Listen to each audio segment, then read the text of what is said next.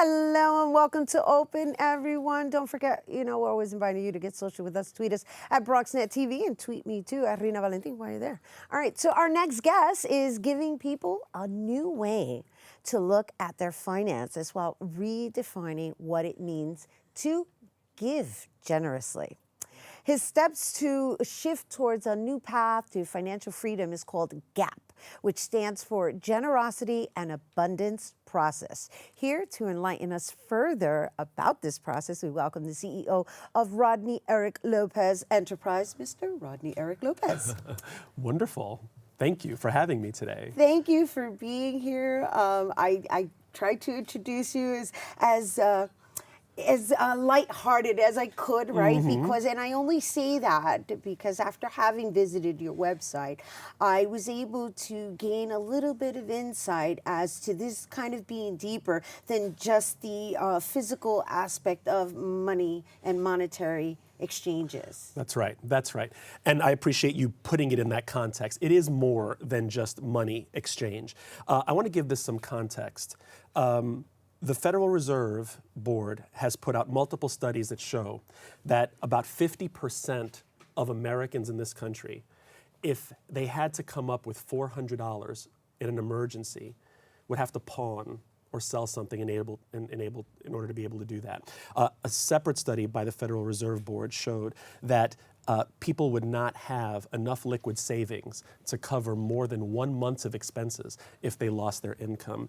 And people around the country are suffering with financial difficulty, but they're doing so under a blanket of shame, Rhina. They're doing it without being able to talk about it. So what the GAP is an entryway into a new way of relating to your money and your finances with generosity and giving at the center, but it's also about uncovering and unpacking some of the shame and embarrassment we have around these money burdens we're carrying. I like the term shame, but just by what you're saying, the first thing that popped in my head was scarcity. Absolutely. There's that mindset, and I think part of it has to do with, and I'm just going to use myself as an example because I'm an urban product. I'm a product of the urban community, and we're not necessarily taught how to play with money. That's right. And play with money not in the sense of like how to really be generous with it, like you're saying,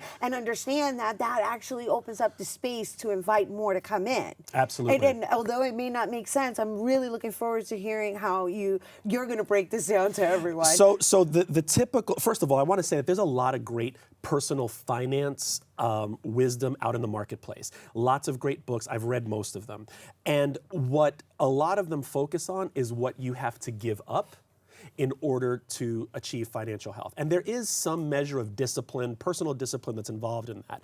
But what I'm talking about is a reorienting from a scarcity perspective to a generosity and an abundance perspective. So what does that mean in practical terms? What that means is when I look at my budget on a week-to-week or a month-to-month basis, can I look at it from the perspective of what I have to give as opposed to what I have to give up or what I don't have?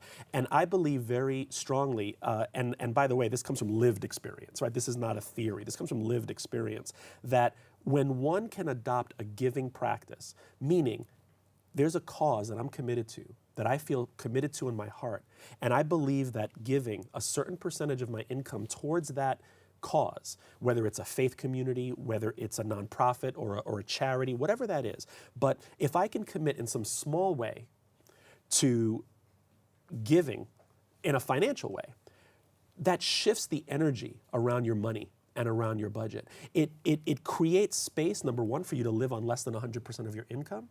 It begins to introduce priority and focus on your budget in a way that maybe you wouldn't be able to otherwise. And then lastly, what it does is, as you mentioned, it creates space for new things to come in. And it's not always going to be money, but it might be peace, it might be resources. And this is a foundational spiritual principle that exists regardless of whether you believe it or not. It's there. And that's what the GAP does. The GAP sort of uncovers, demystifies some of that, and invites people into that process. No, I love it. And when I was going through your website, I was like, oh, world, this kind of comes across as somewhat metaphysical, Yeah. right? Yeah. And what I did get from it is there's that practice of what you resist persists. Yes. And so in resisting the money, then the money, of course, presents itself in a scarce form. That's right. But if you kind of like treat it like it's like, I mean, I'm not saying to throw it away, Right. but if you just treat it like it's not, like, oh, it's not going to make its way back, then it somehow presents itself in other forms because, again, there's compensation that the universe provides in other realms. Absolutely. Absolutely. Anything, if you hold on to something too tightly, then you're never in a position to receive something else. And the universe, God, however you perceive spirituality, is waiting to give you something. The force that creates us is not going to let us flounder. The guiding spirit that has brought all of us into existence and into being is not going to let us wither away. But we've got to trust that that's going to happen. And there are some really practical things, right? Because when I have this conversation, some people can kind of shut down and say that sounds a little bit too out there, right? I know, right? And it really isn't. There's some practical things one can do, and I always start with what is the first principle in the process, which is called naming and claiming your money story. We each have a relationship with our money that goes back historically, back to our childhood. Some of it is positive, some of it is negative. And until we can access that and process it and write it down, then we're not aware of the patterns we have around money, right? And I think, and that's a first step, first practical step we can take. Right, that's like the foundation. Absolutely. And so before we go, I want to make sure that everybody understands that this is available to them online. Yes. So let's talk about your workshops. Please. I have created a course, the Generosity and Abundance Process online course. So you can actually go online. You can go to my website, rodneyriclopez.com. There's a link to a digital course that you can take at your own pace.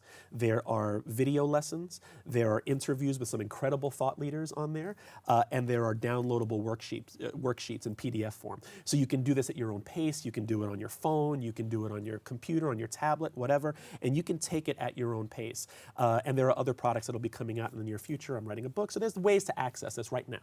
Okay, so but before we go, and thank you for inviting everyone to do it at their own pace. However, I just always feel that there's a sense of accountability that needs for somebody to genuinely move forward. Yes. So how do you work that out? Well, I'm reachable via my email, and what I'm also looking to do is I'm looking to create what I'm calling the Gap Intensive, which is sort of a loving accountability group around this. And so there are limited spaces for that, and you can contact me on my website, and we can talk about how we get people into this intensive.